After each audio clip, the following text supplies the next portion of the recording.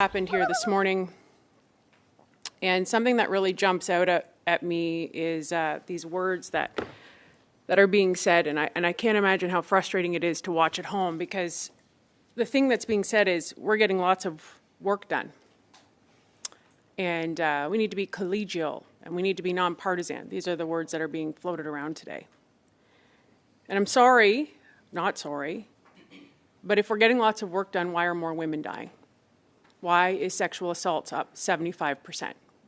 Why is intimate partner violence an epidemic in 94 municipalities in Ontario? If we're doing such a great job, why is this happening? Everyone has an opinion about Canadian federal politics. Oh, yeah. Hey gang, what's up? Just Aaron right here, Canadian Looney. This is a wild committee video. We're gonna try to cut this up into really short pieces so that you can see it all. But these ladies cannot be in a room together, it wouldn't seem. And this is a committee about violence against women. It's a wild thing, crazy video. We've got some of our favorites here and also some of the villains. So we're gonna check that out. Let's take a peek. Violence against women has never been more explainable. Lisa? I'm concerned about the budget. I'm not saying that I won't approve it, but nobody else had an opportunity to bring witnesses to that meeting. Nobody approved that meeting in advance. And so here we are, asked to approve a budget of $5,000 afterwards. I note that a witness was brought from California and had a plane ticket, and yet other committee members weren't advised until an hour before the meeting. So I'd just like to put on the record my concerns about how that all played out. I don't think it's fair to come to the committee and ask us to approve a budget after the fact when nobody knew that meeting was even going to happen. Witnesses, it wasn't any of the parties other than myself as chair. Is that okay? Is that what you're saying? That I'm just acknowledging that. So do we have further discussion before we approve the budget? Yes. Yeah. Sonia?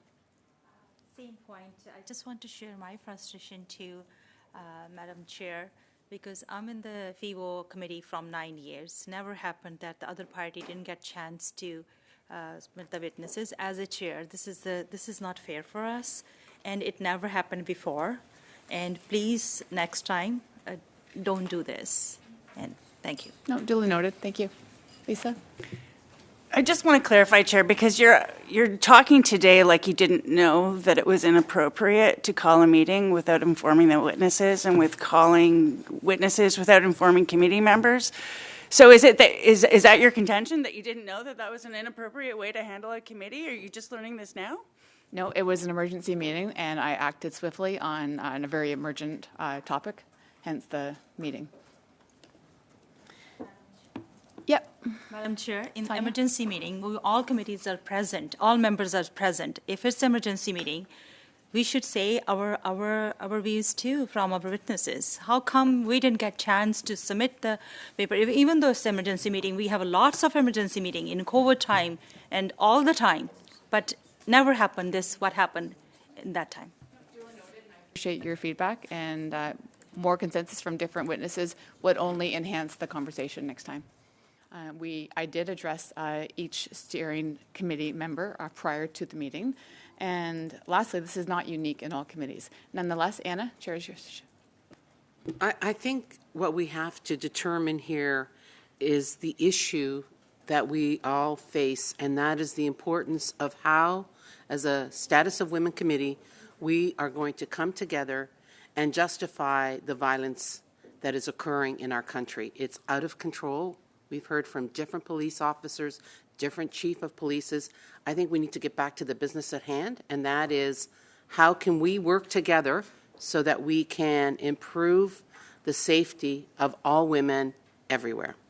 And also, I just want to acknowledge, while I was doing my housekeeping, the initial person on the floor was Michelle Ferrari, but I still have some housekeeping that I want to continue before we is there any more further discussion on the budget approval before I move forward on the other items that I want to handle?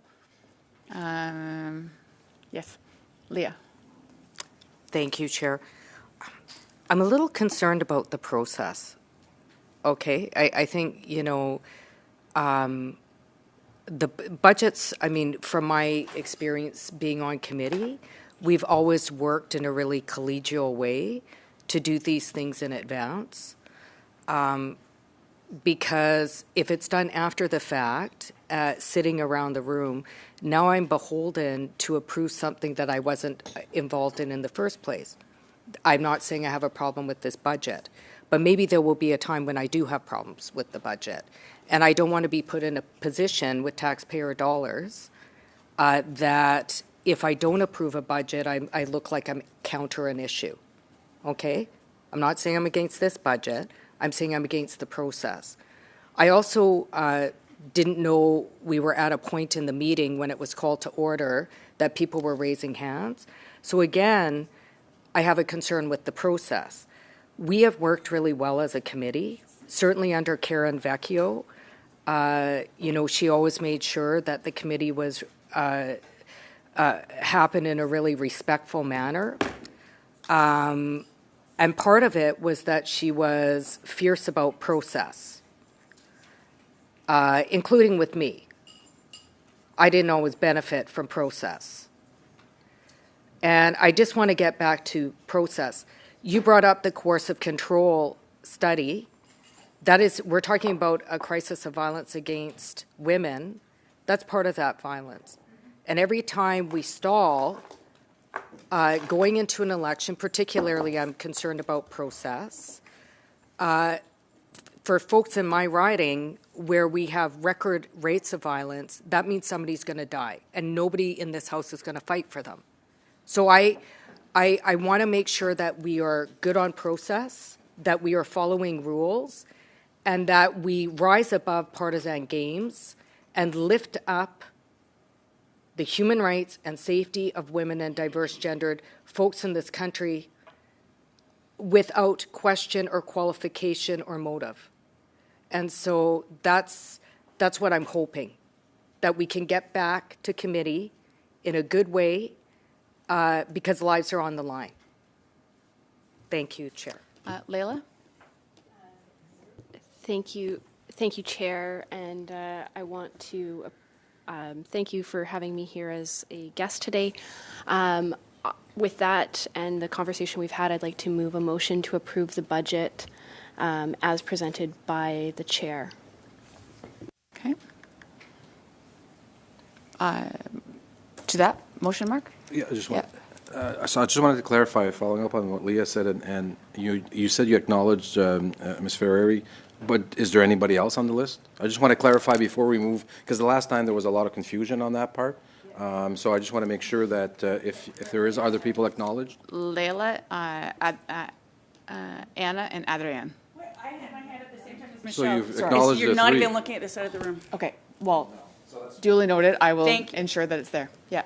So can you repeat that, please? Leila, Anna, Adrienne, and I'm sorry, Lisa. Where did you? I had my hand at the same time as Michelle. I was sitting here when you opened the meeting, and we both had our hands up at the same time, but Okay, you well, did not even look at this side of the room. Okay, well, I'll add you at this point after Adrienne. Point of order. Point of order. Thank you, Madam Chair. I did put forward a motion, and so if I could ask that perhaps we have conversation on the motion at hand and have a vote on it, and then we can, from there, go back to any kind of conversation on other pieces. We have a motion to approve the budget. The question was to approve. All in favor of approving the budget? Okay. Thank you.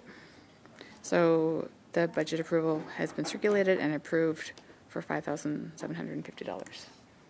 Point of order, point of order. Thank you. Yeah. Madam Chair, Michelle did the hands up, same thing Lisa did. And then after that, how come, can you repeat the order of speaking, please? At this point, we have Leila, who has just finished, Anna, Adrienne, Lisa, and I'll add you if you'd like to as well. No, I'm just saying that when you start the meeting, and then Michelle and then Lisa put the hands up same time. Okay. So I missed Lisa, and I'm mindful of that now, and I will be sure to take a full scope of the room. thank you. Okay, at this point also, with regards to coercive behavior study, I'd like to acknowledge where we're at. We have had 2.5 meetings of witness testimony so far. The study motion adopted by the committee on November 27th of 2023 notes that the committee hold at least 6 meetings for this study. Therefore, at this point, we have 3.5 meetings to fit into the schedule moving forward. And before the study wraps up, the committee will need to decide which study it wants to pursue this fall. Currently, we have the study on sexual violence against women and girls as a weapon of war. There was a motion that called for 4 meetings. As well, we have a study on breast cancer screening for women aged 40. The motion called for a meeting of, or a max of 4 meetings. Lisa? Thank you. Typically in this committee, we've handled all of this organization in subcommittee, and I understand that was the plan for today, was a subcommittee meeting where everybody in camera would go over the studies, finish coercive control, and decide what we're going to study next. And at the last minute, again, this... Point of order, Lisa. It's about procedure. It is about procedure, and the procedure is... all of around this table, people had decided we were going to have a subcommittee meeting today, and unilaterally you decided we were going to be in public and debating things around the table. So instead of a conversation that was supposed to be had in camera among the subcommittee, we're having this conversation in public amongst all of us. And I don't think it's the right process. This is not how we've done this committee. I found it was important to have a conversation of this scope in public, and I thought we would have consensus and opinions from all of us. That was my thought. Leah, to that point of order? Yes, thank you, Madam Speaker. I think, Chair, we've done a lot of good work together. I think usually, certainly making assumptions that you thought we would, I think that goes back to process. What is the process? We've had a process, and in our process, we have discussed studies, very collegially, in fact, in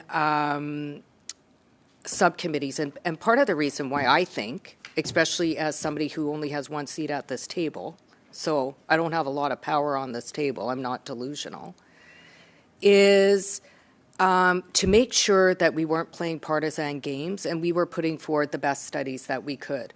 I know that in the subcommittee, because of the subcommittees, I was able to work with all the parties with support in solidarity with women and diverse gender people, in solidarity, knowing this is the only place in the House of Commons that actually focuses on women's issues.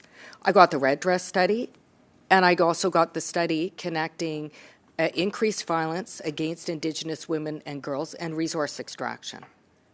And that was agreed on across all party lines, and we have always done that.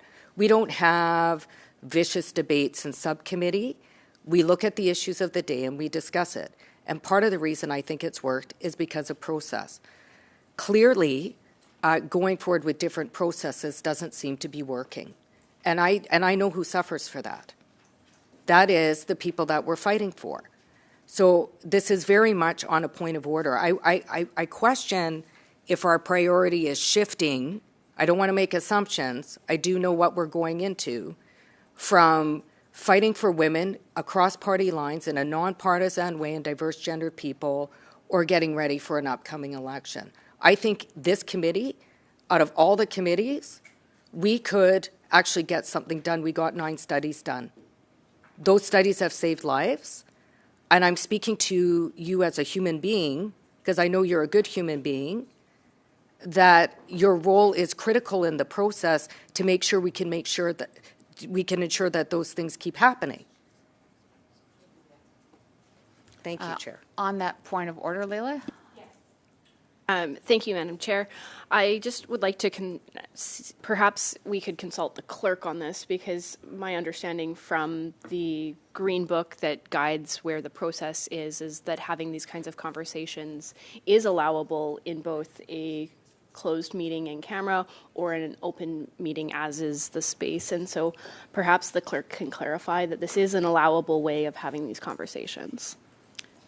Sonia, on that point of order? Yes, on the same point of order, Madam Chair, the subcommittee has been scheduled with you consult all the vice chairs. And the members have expressed this is the preference to go. Can you explain why it's changed on the last minute when you consult the vice chairs and subcommittee meetings was scheduled? I know that we're assuming that we're speaking on the point of order, but we have to make sure that we keep our points of order as structured as possible, as good as possible. But to answer your question, I want the explanation, like, because in camera, this is the same thing, because we were doing our procedure in subcommittee in the past. So you consult the vice chairs, and then we schedule subcommittee, and then it got cancelled without consultation with anyone. So I just want a rationale for that. Yeah, no, thank you. With that, every style of every chair will do things a little bit differently. I'm hearing every single thing that all of you are saying, but I thought it was prudent of us to have a couple more motions and topics and ideas on the table before we went to a steering committee with just a few of us. I know I changed from Thursday to Friday with my dialogue with all of you, but then as soon as I did do that, I did reach out to all the vice chairs to give them a heads up that that was my intention. So there was no malicious intent here. But nonetheless, I think it's healthy, and as a community around the table, we can solve and talk about the issues at hand and get motions on the table that will allow for a productive fall in this committee. To the same point of order. I appreciate my friend Layla Goodridge's input, but I don't think it's necessary to consult the clerk. The point is not whether it's allowed. The point is committee practice.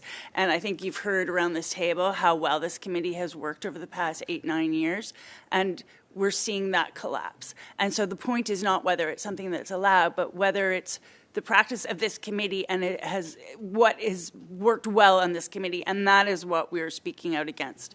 The changes are not, you can't expect collaboration without talking to anyone. You can't expect that you're going to have consensus if you haven't bothered to talk to anyone else.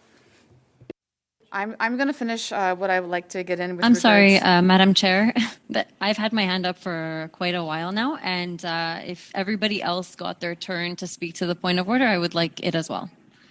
On the point of order? Okay. Well, we were. Go ahead. Okay, thank you.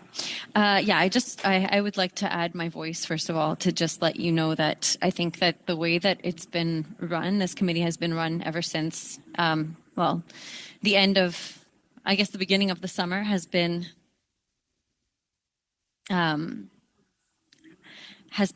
troubling, for sure, because this was a collegial committee, and this was a committee where everybody did get along and everybody got work done, and we had so many studies completed during the time that we were on this committee, and it's really unfortunate to see that things are being almost done as a dictatorship at this point. You know, like the fact that a meeting was called in the middle of the summer, we were all brought back.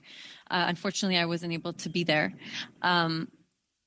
But it was a $5,000 meeting, and that's, you know, Canadian tax dollars are paying for that meeting that was called back in the middle of the summer so that witnesses could be flown in from the United States.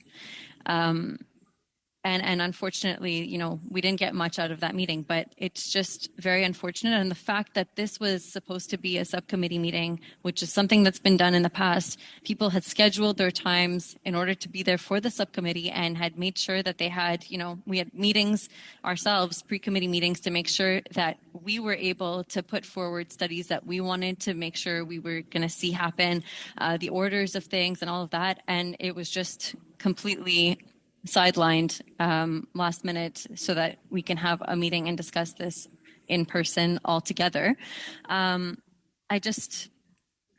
been more It's than very sad to if I see. may, I'm very sorry sad to to interrupt. see I'm that- sorry to interrupt you, but I think I've been more than generous with the It's just disappointing, and I'm perception hoping of that we the can move point of forward. order. I'm hoping we can move forward in a more positive way going forward. Awesome. Thank you very much. Okay, so at that, Michelle, you have the floor. Thank you, Madam Chair, and welcome back, everybody. I hope everybody's had an opportunity to get out into their community and listen to the folks on the ground. I have to remind everyone here that is our job. It is our job to bring the people's voices here. I've listened to a lot of what's happened here this morning, and something that really jumps out at me is these words that are being said, and I can't imagine how frustrating it is to watch at home, because the thing that's being said is we're getting lots of work done, and we need to be collegial, and we need to be nonpartisan. These are the words that are being floated around today. And I'm sorry, not sorry, but if we're getting lots of work done, why are more women dying? Why is sexual assaults up 75%? Why is intimate partner violence an epidemic in 94 municipalities in Ontario? If we're doing such a great job, why is this happening? And it's uncomfortable. It's uncomfortable to sit with people that we work with every day that I don't want to come here and fight, but it is certainly my job, and it is all of our jobs, to do the job we were elected to do. And the reality is, these stats are not okay. Human trafficking is up 84%. Sexual assaults, people can't even go downtown in their homes, in their hometowns, their small communities. Nobody feels safe. We are the status of women. If we're going to do this, fine, let's have a healthy discussion. But don't say that it's nonpartisan, because policy is what led us here in the first place. It is the policy that is letting people out on bail, these repeat violent offenders. That's the reality after 9 years. That's what's happening. So I don't think there's room for collegiality when people are dying. And let's have an honest conversation. So I'm going to move forward the following motion, Madam Chair, that given the unprecedented wave of violence against women and femicides, the committee undertake a study on violence against women for no less than 5 meetings. All parties are to submit witnesses, but the priority must be given to Megan Walker and Kate Alexander, who left in tears in this committee because their voice was silenced, whose testimonies were cut short, and the committee seek additional resources to let these witnesses testify for as long as they need to tell their stories. I am more than willing to listen to every member on this committee. You can't go to a shelter right now without having women say, A, they can't find a space, they don't have housing, they are fleeing violence, they are staying in violence.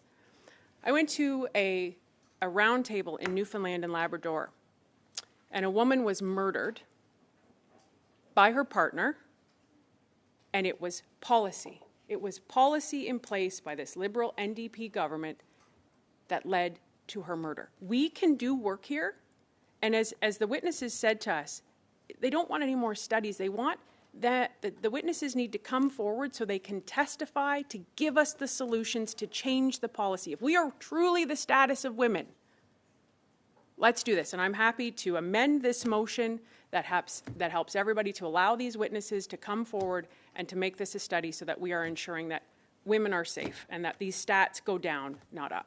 Thank you, Madam Chair. Thank you, Michelle. We have Lisa and Adrienne on the speaking list at this point. Thank you, Chair. I would like to move that we move this committee in camera.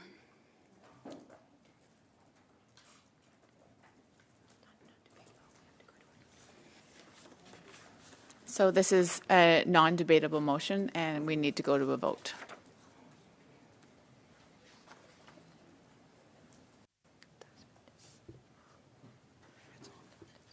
Okay, thank you.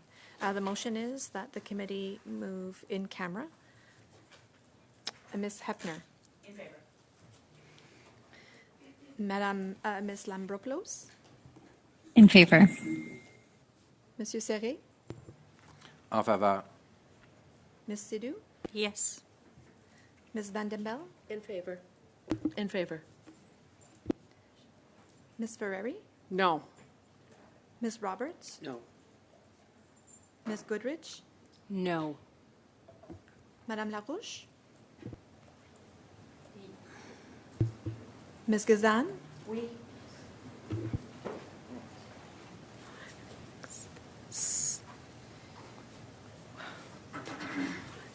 Seven, one, two, 3, 4, 5.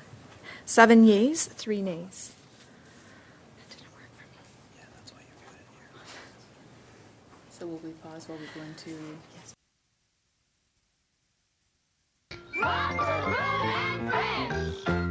Everyone has an opinion about Canadian federal politics. Oh, yeah. Romper room indeed, guys. I don't know what to say about what we just saw. What a ridiculous spectacle of how terribly run our fat political system is and how dysfunctional it is, guys. Anyhow, my name's Aaron, Canadian Looney. We show you the best videos from committee from a lot of places. We cover the question period live every day. Come and join one of the live shows. Like, subscribe, share, get notified, comment, please. Love the comments.